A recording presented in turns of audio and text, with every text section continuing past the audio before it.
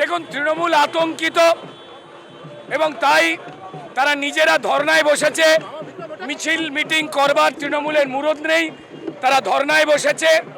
মানুষ বিজেপির পরিবর্তন যাত্রায় সামিল হচ্ছেন, হাত নাড়ছেন, শুভেচ্ছা জানাচ্ছেন। তৃণমূলের ভুয়ো ভোট গেছে, বাকি ভোট কি হবে না হবে তা নিয়ে টেনশনে আছে, অশান্তি করবার চেষ্টা করছে।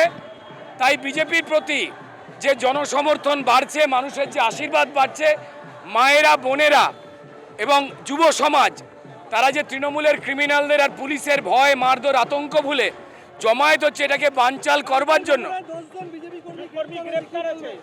দেখুন, এটা খুব স্বাভাবিক ঘটনা। খুন হবে, পশ্চিমবঙ্গের মানুষের জন্য লড়াই করে বিজেপি, গ্রেপ্তার করা হবে বিজেপিকে। তৃণমূল, দেখুন, সে তো তৃণমূল ডবল ডবল চাকরির কথা বলেছিল। মমতা বন্দ্যোপাধ্যায় বলেছিল যে মহাভারত নাকি কাজী নজরুল ইসলাম লিখেছেন। তৃণমূলের কথা যারা কানে নেবে তাদের নিজেদের শরীরের যে অসুবিধা হবে। তৃণমূলের কথা মানে মিথ্যে কথায় সবাই জানে। তারা আতঙ্কে, হেরে যাবার আতঙ্কে, 26-এ ক্ষমতাচ্যুত হবার আতঙ্কে তারা বিজেপিকে মারধর করছে, আটকাবার চেষ্টা করছে। এবং আপনারা দেখেছেন যে মুখ্যমন্ত্রী যেভাবে একটা সম্প্রদায়, বলতে কোনো অসুবিধে নেই, আমাদের সহজ সরল মুসলমান সম্প্রদায়কে খেপাবার চেষ্টা করছেন। যখন দেখছেন যে তারাও হিন্দুদের মতো সরে যাচ্ছে, তিনি দাঙ্গার কথা বলছেন।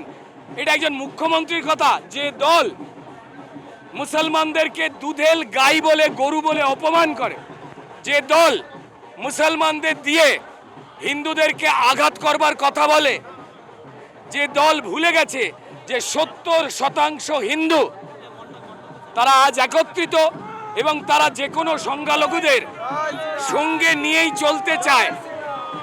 যারা ভুলে গেছে, যাদের পতন অনিবার্য, তাদের কথার কোনো রকম মাথা নেই, মুন্ড নেই।